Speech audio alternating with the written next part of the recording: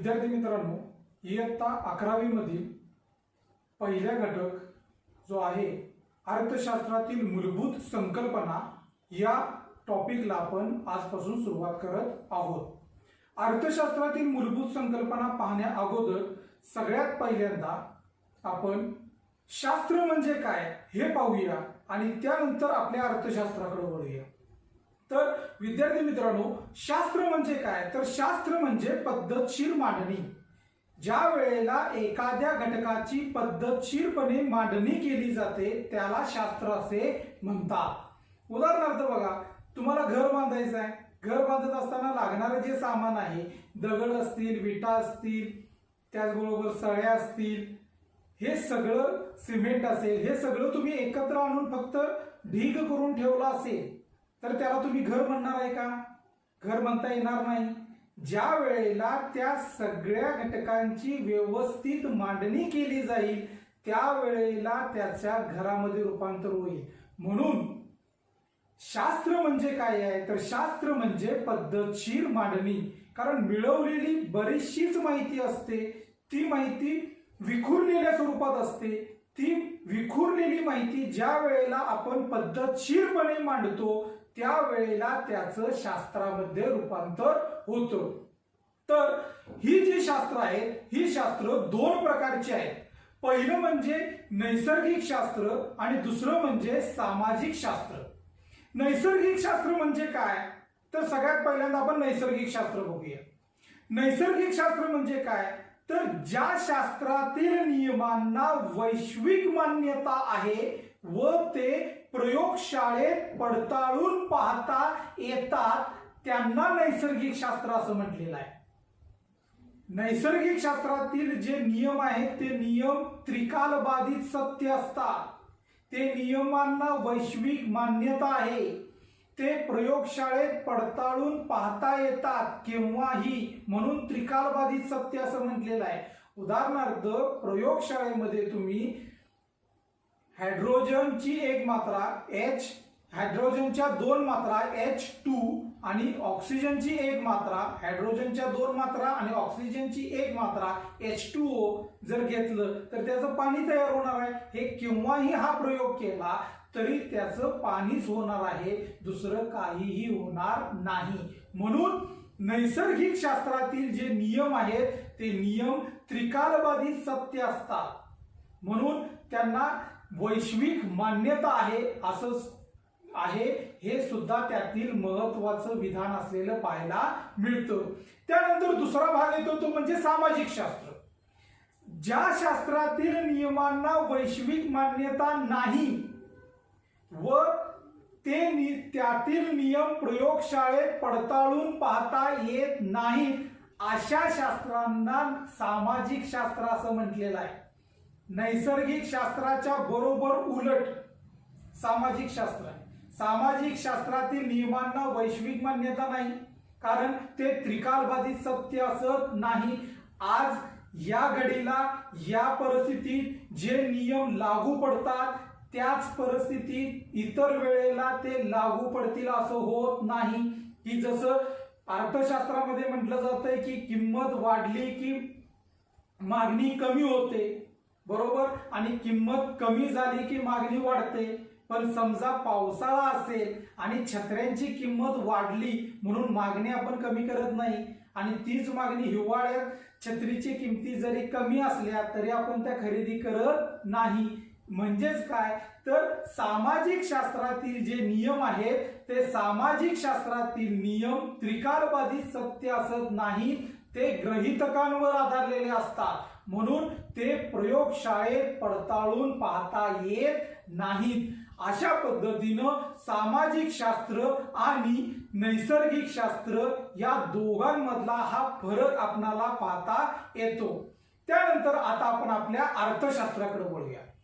अर्थशास्त्र जे आहे ते अर्थशास्त्र ते एक सामाजिक शास्त्र आहे। त्याला इंग्रजीमध्ये इकॉनॉमिक्स, ECONOMICS, इकॉनॉमिक्स असं म्हटलं जातं। हा जो शब्द आहे तो शब्द ग्रीक शब्दापासून तयार झालेला आहे। मग तो ग्रीक शब्द कुठला? आइकोनोमिया, स्पेलिंग बघा, OIKONOMIA,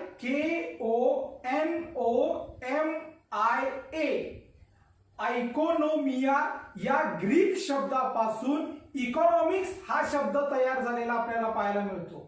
या जो ग्रीक शब्द आहे त्याचं मराठीत भाषांतर कौटुंबिक व्यवस्थापन असा सुद्धा होतो. म्हणून त्यापासून इकॉनॉमिक्स म्हणजेच अर्थशास्त्र हा शब्द तयार झालेला आपल्याला पाहायला मिळतो. तर यामध्ये पॉल सॅम्युएलन यांनी अर्थशास्त्राला सामाजिक शास्त्रांची राणी असं म्हटलेलं आहे. इतका मोठा दर्जा अर्थशास्त्राला सामाजिक शास्त्रामध्ये दिला गेलेला असलेला पाहायला मिळतो. याचं कारण काय, तर अर्थशास्त्राची व्याप्ती भरपूर मोठ्या प्रमाणात व्यापक असलेली पाहायला मिळते.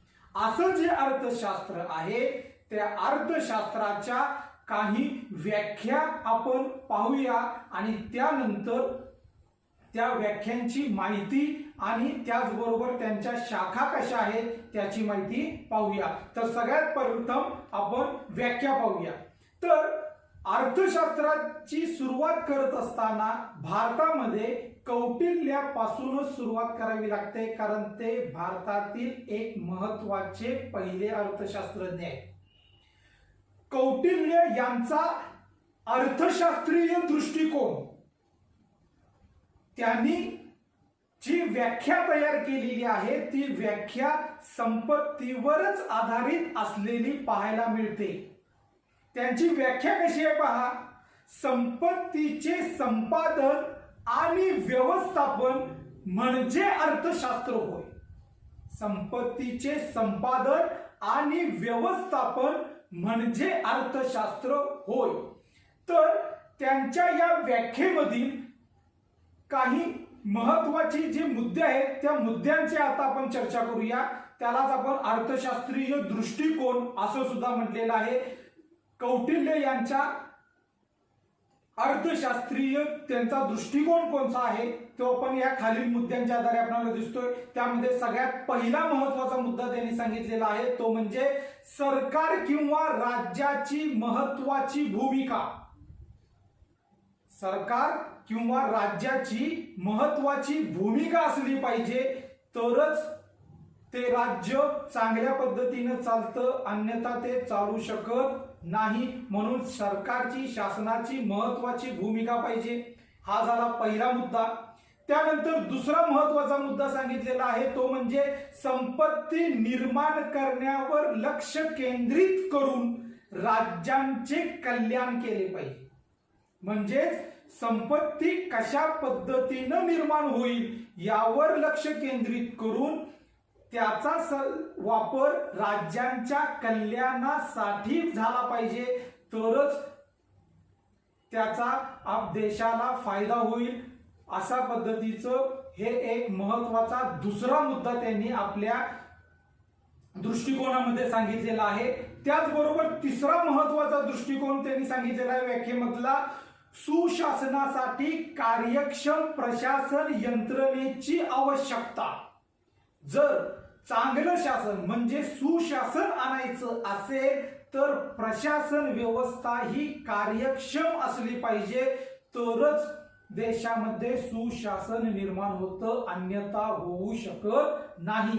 अशा पद्धतीनं हा त्यांनी तिसरं महत्वाचा अर्थशास्त्रीय दृष्टिकोन त्यांच्या व्याख्येतून सांगितलेला आहे. आणि त्यानंतर चौथा शेवटचा सांगितलेला आहे तो म्हणजे अर्थशास्त्रामध्ये राजकीय कल्पनांचे संकलन.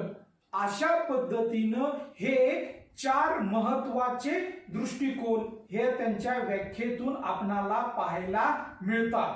त्यानंतर आता आपण महत्वाची आणखी एक व्याख्या पाहणार आहोत ॲडम स्मिथ यांची.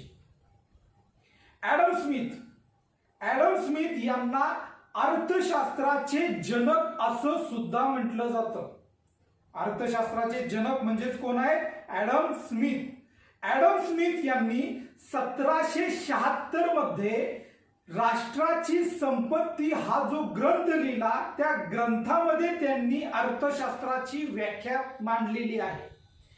त्यांनी ही जी व्याख्या सांगितलेली आहे ती व्याख्या सुद्धा संपत्तीवरच आधारित असलेली पाहायला मिळते. त्यांच्या मते कशी व्याख्या बघा, अर्थशास्त्र हे संपत्तीचे शास्त्र आहे. साधी सोपी सरळ एका वाक्यात व्याख्या आहे. अर्थशास्त्र हे संपत्तीचे शास्त्र आहे. अशा पद्धतीनं ॲडम स्मिथ यांनी व्याख्या अर्थशास्त्राची मांडलेली असलेली पाहायला मिळते. त्यांच्या व्याख्येतील आता महत्वाचे मुद्दे पाहूया. त्यांच्या व्याख्येतील महत्वाचा पहिला मुद्दा येतोय तो म्हणजे निर्हस्तक्षेपाचे धोरण. निर्हस्तक्षेप म्हणजे हस्तक्षेप असता कामा नये. त्यानंतर दुसरं महत्वाचं त्या मुद्दा सांगितलेला आहे व्याख्येतला तो म्हणजे भांडवल व संपत्तीचा साठा. भांडवल आणि संपत्ती या दोन संकल्पना वेगळ्या आहेत.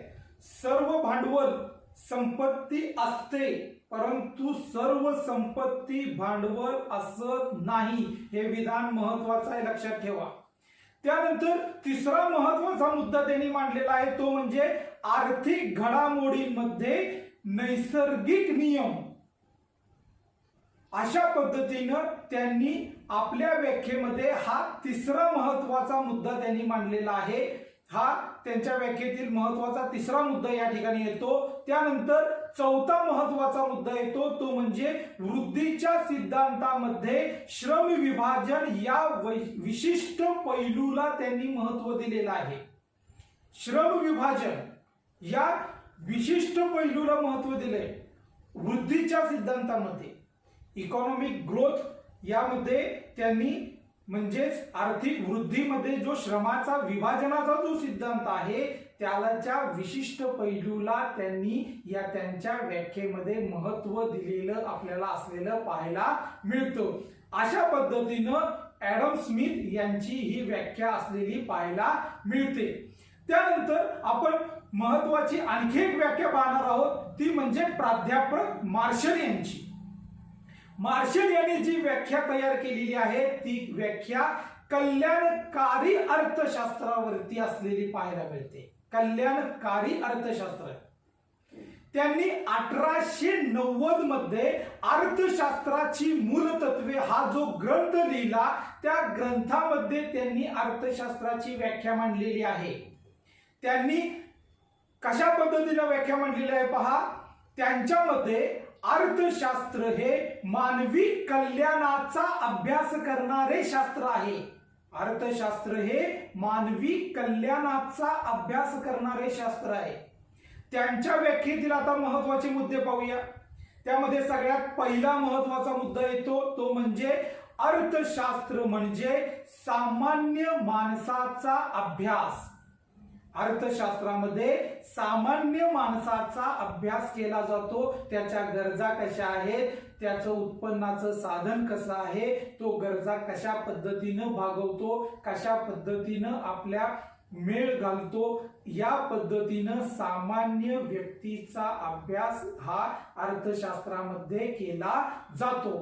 त्यानंतर दुसरा महत्वाचा मुद्दा यामध्ये सांगितलेला आहे त्यांच्या व्याख्येतील तो म्हणजे अर्थशास्त्र म्हणजे आर्थिक वर्तनाचे शास्त्र. अर्थशास्त्र म्हणजे आर्थिक वर्तनाचे शास्त्र आहे. हा त्यांच्या व्याख्येतील दुसरा महत्वाचा मुद्दा आहे. आर्थिक वर्तन म्हणजेच काय की आपण त्यानंतर अर्थशास्त्राच्या ज्या संकल्पना पाहणार आहोत त्यामध्ये आर्थिक प्रश्न हा मुद्दा येईल. त्या ठिकाणी हा भाग आपल्याला पूर्णपणे डिटेलमध्ये पाहता येईल. तर अशा पद्धतीनं अर्थशास्त्र म्हणजे आर्थिक वर्तनाचे शास्त्र आहे. हा त्यांच्या व्याख्येतील दुसरा महत्वाचा मुद्दा आहे. त्यानंतर तिसरा महत्वाचा मुद्दा येतो तो म्हणजे अर्थशास्त्र म्हणजे भौतिक कल्याणाचा अभ्यास. अर्थशास्त्र म्हणजे काय आहे तर अर्थशास्त्र म्हणजे भौतिक कल्याणाचा अभ्यास आहे. आणि त्यानंतर चौथा महत्वाचा मुद्दा त्यांनी सांगितलेला आहे तो म्हणजे अर्थशास्त्र म्हणजे केवळ संपत्तीचा अभ्यास नाही. म्हणजे अर्थशास्त्र म्हणजे केवळ संपत्तीचा अभ्यास नाही. संपत्तीची व्याख्या पाहत असताना आपण ज्या वस्तूमध्ये उपयोगिता, विनिमयता, दुर्मिळता आणि मनुष्यबाह्यता हे चारही गुणधर्म असतात त्यालाच संपत्ती म्हटलं जातं. म्हणजेच अशा फक्त संपत्तीचा अभ्यास फक्त अर्थशास्त्रामध्ये होत नाही. म्हणून यावरून अर्थशास्त्राची व्याप्ती व्यापक असलेली पाहायला मिळते. अशा पद्धतीनं प्राध्यापक मार्शल यांनी जी व्याख्या मांडलेली आहे त्या व्याख्येमधील हे 4 महत्वाचे मुद्दे असलेले पाहायला मिळतात. त्यानंतर महत्वाची पुढची व्याख्या आपण पाहूया ती म्हणजे लिओनील रॉबिन्स यांची. लिओनील रॉबिन्स यांची जी व्याख्या आहे अर्थशास्त्राची ती दुर्मिळतेवर आधारित आहे आणि ही व्याख्या फार महत्वाची आहे. त्यांनी 1932 मध्ये अर्थशास्त्राचे स्वरूप व महत्व हे जे पुस्तक लिहिलं त्या पुस्तकामध्ये त्यांनी अर्थशास्त्राची व्याख्या मांडलेली असलेली पाहायला मिळते. त्यांच्यामध्ये व्याख्या कशी आहे पहा. अमर्याद गरजा आणि मर्यादित परंतु दुर्मिळ व पर्यायी उपयोगाची साधने यांचा मेळ घालताना करण्यात येणाऱ्या मानवी वर्तनाचा अभ्यास करणारे शास्त्र म्हणजे अर्थशास्त्र होय. व्याख्या मोठी आहे पण तितकीच महत्वाची आहे. कशी आहे बघा. मानवाच्या गरजा कशा असतात. अमर्याद असतात.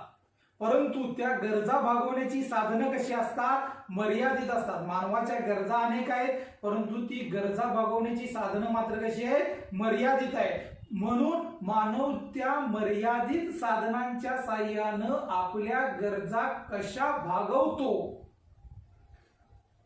याचा अभ्यास करणारं शास्त्र आहे. अशा पद्धतीने त्यांची ती व्याख्या असलेली पाहायला मिळते. तर त्यांच्या व्याख्येतील जे महत्वाचे मुद्दे आहेत त्यामध्ये बघा सगळ्यात पहिला त्यांच्या व्याख्येतील महत्वाचा मुद्दा येतो तो म्हणजे एक अमर्याद गरजा. मानवाच्या गरजा अमर्याद आहेत. म्हणजे अर्थशास्त्रामध्ये गरजांना तळ नसलेला हौद अशा पद्धतीने सुद्धा संबोधलेला आहे. तळ नसलेल्या हौदामध्ये कितीही पाणी जरी घातलं तरी तो हौद पूर्णपणे भरू शकत नाही. तसंच मानवी गरजा आहेत. मानवाच्या गरजा एक आत्ता निर्माण झाली ती संपली की लगेच दुसरी निर्माण होते. ती संपली की लगेच तिसरी निर्माण होते. म्हणजे मानव ज्या वेळेला जन्माला येतो त्यावेळेला तो गरजा घेऊन येतो. ज्या वेळेला व्यक्ती मृत्युमुखी पडते त्यावेळेस त्याच्या गरजा पूर्ण होतात. म्हणजे त्यानंतर त्याला गरजा निर्माण होत नाही तर प्रत्येक वेळेला मानवाच्या गरजा या निर्माण होतातच. बघा उदाहरणार्थ तुम्ही आता सध्या कॉलेजमध्ये येत असता. तुम्ही जर चालत येत असाल तर वाटतंय की एखादी सायकल असती तर बरं झालं असतं. घरच्यांनी सायकल घेऊन दिली. थोडे दिवस गेले की परत वाटतं की एखादी छोटी 2 व्हीलर असती तर बरं झालं असतं. परत कालांतरानं ती सुद्धा मिळाली. परत वाटायला लागतं की एखादी चांगली स्पोर्ट्स बाईक असती तर बरं झालं असतं. परत ती सुद्धा मिळाली तर कालांतरानं वाटतंय की पावसाळा उन्हाळ्यामध्ये थोडा त्रास व्हायला लागलाय. एखादी 4 व्हीलर असती तर बरं झालं असतं. म्हणजेच काय मानवाच्या गरजा ह्या अशा पद्धतीनं सतत वाढतच जातात. म्हणून मानवाच्या गरजा या अमर्याद आहेत. त्यानंतर दुसरा महत्वाचा मुद्दा त्यांनी सांगितलेला आहे तो म्हणजे मर्यादित साधनं. गरजा अमर्याद आहेत परंतु गरजा भागवण्याची साधनं कशी आहेत. मर्यादित आहेत. उदाहरणार्थ समजा तुम्ही कॉलेजला येत असताना वडिलांनी तुम्हाला 100 रुपये दिले. 100 रुपये तुम्हाला दिले की आणि कॉलेजला चाललाय हेच तुझ्याजवळ ठेव. हे 100 रुपये मिळाल्यानंतर आपल्या डोक्यामध्ये लगेच चक्र सुरुवात होतात की या 100 रुपयाचं काय काय करायचं. पुस्तकं घ्यायची, वह्या घ्यायचे, पेन घ्यायचं, नाश्ता करायचा, पिक्चर बघायचा, अनेक गरजा निर्माण होणार आहेत. परंतु या सगळ्या गरजा या 100 रुपये भागल्या जाणार नाहीत. म्हणून गरजा कशा झाल्या अनेक अमर्याद. परंतु गरजा भागवण्याचं साधन जे 100 रुपये दिले ते कसं आहे मर्यादित आहे. म्हणून मर्यादित साधनांच्या साहाय्याने त्या गरजा कशा पूर्ण करायचा करायच्या याचा अभ्यास करणारे शास्त्र म्हणजे अर्थशास्त्र आहे. त्यानंतर तिसरं महत्वाचे मुद्दा त्यांच्या या व्याख्येमधला पाहायला मिळतो तो म्हणजे गरजांचा प्राधान्यक्रम. बघा, मानवाच्या गरजा अमर्यादित आहेत. सगळ्या गरजा एकाच वेळी पूर्ण करता येत नाहीत. म्हणून गरजांना मानव काय करतो, गरजा पूर्ण करत असताना प्राधान्यक्रम देतो. म्हणजे अति महत्वाच्या गरजा कुठल्या, त्यानंतर महत्वाच्या कुठल्या, त्यानंतर कमी महत्वाच्या कुठल्या आहेत, अशा पद्धतीनं क्रम लावतो आणि त्यातील ज्या महत्वाच्या गरजा आहेत त्या पहिल्यांदा व्यक्ती काय करते, पूर्ण करत असते. अशा पद्धतीनं गरजांचा प्राधान्यक्रम लावता येतो. अशा पद्धतीनं हे तिसरा महत्वाचा त्यांच्या व्याख्येतील मुद्दा असलेला पाहायला मिळतो. त्यानंतर चौथा महत्वाचा मुद्दा तो आहे तो म्हणजे साधनांचा पर्यायी उपयोग. जी गरजा भागवण्याची साधनं आहेत ती साधनं पर्यायी उपयोग म्हणजे ही किंवा ती कशा पद्धतीनं सुद्धा गरजा भागवता येतात. या गरज भागवा किंवा दुसरी गरज भागवा, अशा पद्धतीनं साधनांचा पर्यायी उपयोग सुद्धा करता येतो. अशा पद्धतीनं लिओनील रॉबिन्सन यांनी जी दुर्मिळतेवर आधारित केलेली जी व्याख्या आहे त्या व्याख्येतील ही 4 महत्वाचे मुद्दे असलेले पाहायला मिळतात. त्यानंतर आता आपण अर्थशास्त्राच्या ज्या शाखा आहेत त्या शाखांची माहिती आपण फक्त कशा पद्धतीनं विभागलेला आहे ते पाहूया आणि त्याचा जो भाग आहे तो आपण पुढील व्हिडिओमध्ये पाहणारच आहोत. तर हे जे सगळं अर्थशास्त्र आहे हे सर्व अर्थशास्त्र 2 भागांमध्ये विभागलेलं असलेलं पाहायला मिळतं. 1933 मध्ये रॅग्नर फ्रिश या सुप्रसिद्ध अर्थशास्त्रज्ञांनी अर्थशास्त्राच्या 2 शाखेमध्ये वर्गीकरण केलेलं आहे. पहिलं आहे ते म्हणजे सूक्ष्म अर्थशास्त्र आणि दुसरं आहे ते म्हणजे स्थूल अर्थशास्त्र. सूक्ष्म अर्थशास्त्राला इंग्रजीमध्ये मायक्रो इकॉनॉमिक्स असं म्हटलेलं आहे तर स्थूल अर्थशास्त्राला मॅक्रो इकॉनॉमिक्स असं म्हटलेलं आहे. तर सूक्ष्म अर्थशास्त्रामध्ये संकल्पना कोणकोणत्या आहेत, स्थूल अर्थशास्त्रामध्ये कोणकोणत्या संकल्पना आहेत याची माहिती आपण पुढील व्हिडिओमध्ये पाहूया. थँक्यू.